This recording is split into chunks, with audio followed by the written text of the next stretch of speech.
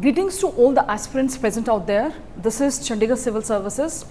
Aspirants, we have already started one series that is of the mains Himachal administrative examination perspective, जहाँ पे we are already covered your GS2 fine, जहाँ पे हमने sub unit जो unit आपकी second है we are already covered, and yes in the last lecture we had started your that is your unit 3 and the sub unit 3 जहाँ पे we are already covered your drug menace.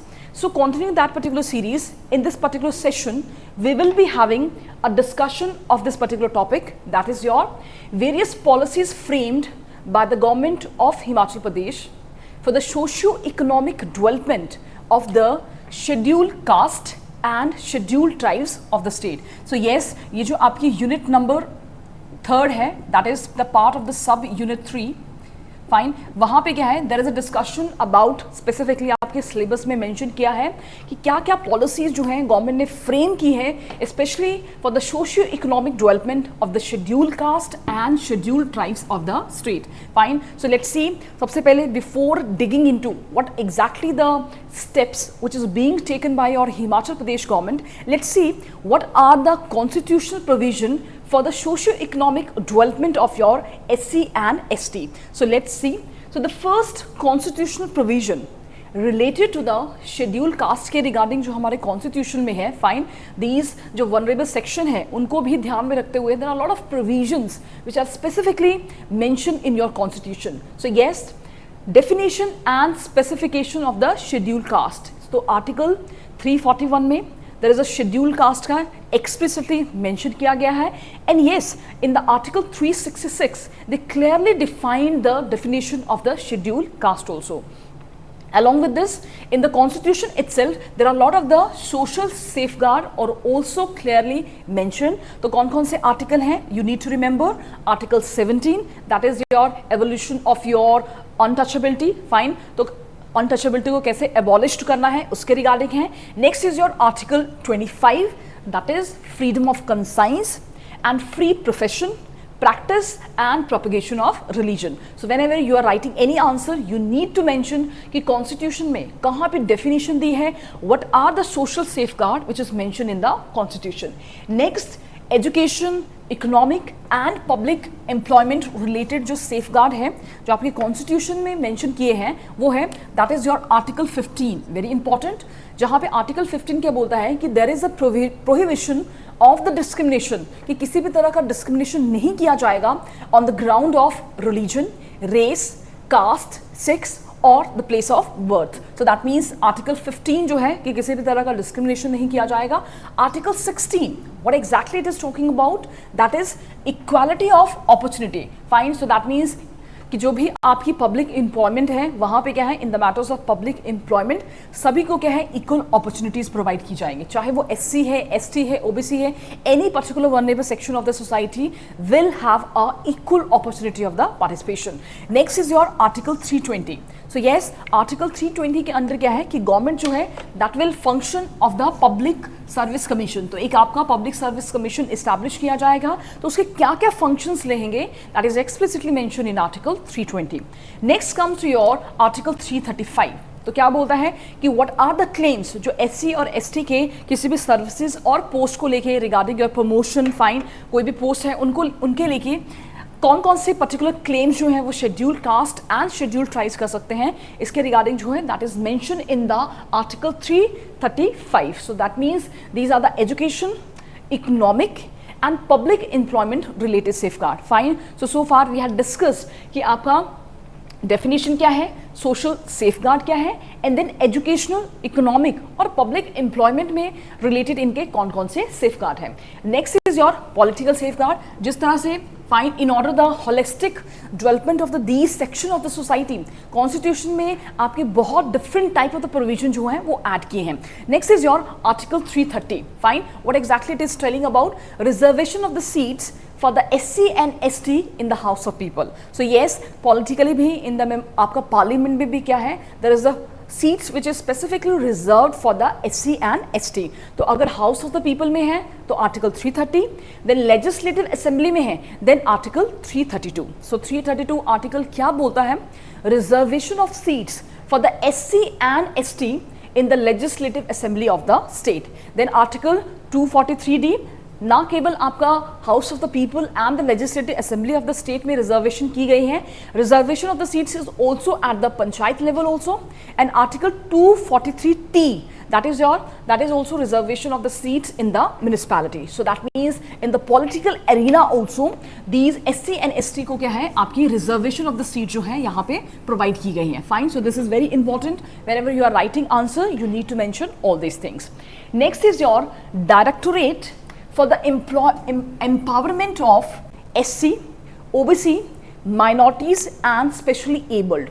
So yes, ये जो आपका particular fine this particular directorate है, this is specifically targeting for the empowerment of your SC, OBC, minorities and specially abled. Fine. तो ये um क्या करता है, in order to provide social justice provide करना इन सेक्शंस के लिए, and yes in order to empower the most vulnerable section of the society.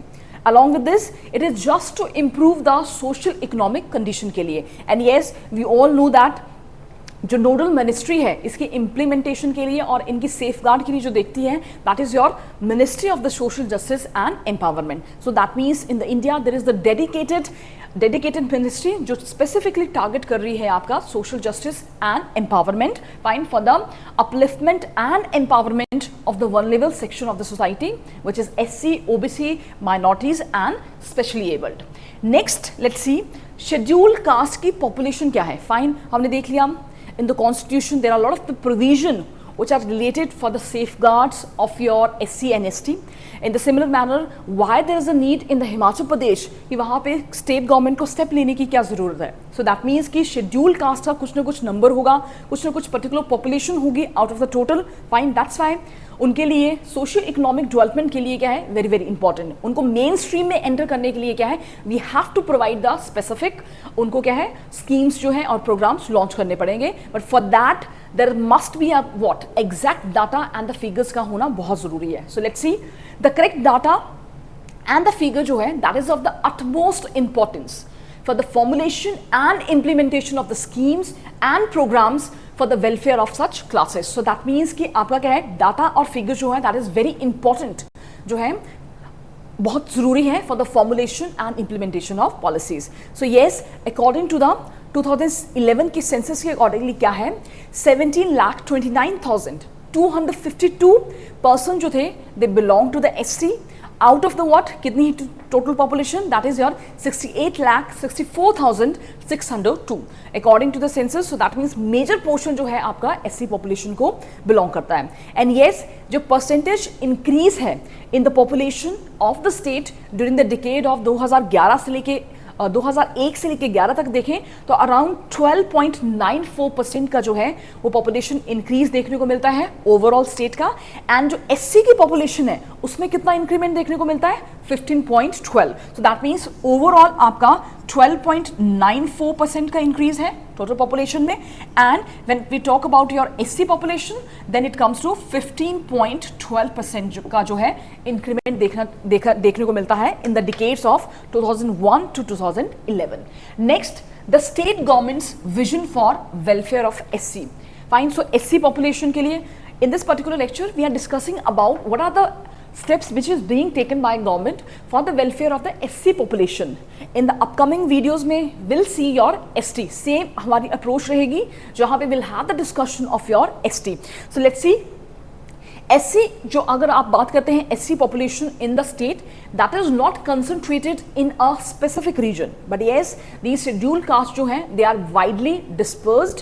And yes, government जो है they had undertook a various infrastructure activities and some of the example क्या है. First, construction of the link road to the scheduled caste populated area. Then implementation of the various scheme like your rural water supply scheme for the SC. Next, implementation of the medium and minor irrigation scheme. And next is your implementation of NG Narega and your NRLM, that is your National Rural Livelihood Mission. Next is your implementation of the other targeted group schemes like your dairy development schemes etc. That means कि government जो है बहुत सी आपकी various schemes and infrastructure activities जो है time to time लेके आती है dedicatedly for the SC population so that they can assimilate with the what mainstream. Getting next is your various legislation. कौन कौन सी लेजिस्लेशन जो है वो हिमाचल प्रदेश गवर्नमेंट ने की है. So first is your protection of the civil right act 1955, हम इसको एडहर करते हैं. Then probation of offenders act 1958. Then comes to your HP Prevention of Beggary Act of 1979. So various provision है जहाँ पे under the HP Prevention of Beggary Act के अंदर भी. Then SC/ST Prevention of Atrocities Act of 1989 और जिसके rules जो थे that comes in the 1995. Next your Person with the Disability Act of 1995. Then National Trust Act 1999. These you have to mention. Fine, whenever you are writing answer, that means आपको 3 to 4 example you have to quote कि these are the legislation which is being taken by your government. Next is your Right to Information Act 2005. Then Himachal Pradesh Public Service Guarantee Act of 2011 also, जहाँ पे various type of the services जो हैं वो आपकी क्या है लोगों को provide की जाती हैं including your ST also. Next is your Welfare Board. So yes, Himachal Pradesh में भी क्या है आपके डेडिकेटेड बोर्ड बनाए गए हैं जो आपका जितने भी आपकी निटी ग्रिटीज हैं and they keep a I over the what कैसे आपकी क्या है इम्प्लीमेंटेशन पार्ट कैसे है. So first is your HP scheduled caste Kalyan board. Next is your HP Kabir Panthi Kalyan board, very important. HP OBC Kalyan board.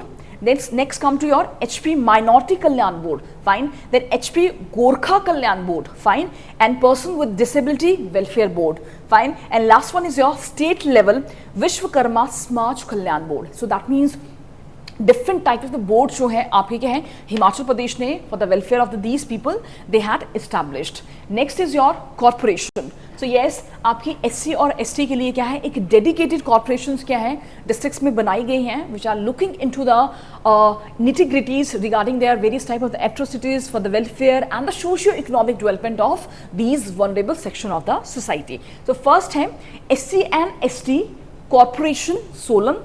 Next is your Himachal Pradesh Backward Classes Financial Development Corporation Kangra, and the last one is your Minority Corporation Shimla. So that means this is about the various steps which is being taken by your Himachal Pradesh government. So yes, आपकी बहुत से क्या है सबसे पहले हमने देखा कि आपके इंफ्रास्ट्रक्चर एक्टिविटीज़ हैं. Then comes to your legislation, बहुत से एक्ट बनाए गए हैं. Then comes to your welfare board है जो सारा मैनेजमेंट पार्ट जो है सारा चीज़ें इंप्लीमेंटेशन देखते हैं. साथ में क्या है आपकी कॉर्पोरेशंस है, दैट इज़ योर हमने 3 मेन कॉर्पोरेशन देखी जो specifically talking about your welfare of the SC population के लिए. Fine. So this is when we talk about this is so far we had a discussion about your SC. Fine. जो constitution provision क्या है, then आपकी कौन कौन से steps जो हैं that is being taken by your Himachal Pradesh government. Fine. So in the upcoming video will have the discussion about what are the different type of the schemes and the policies which is being taken by your Himachal Pradesh government. So that's all for today's session. Stay tuned and connected. Thank you.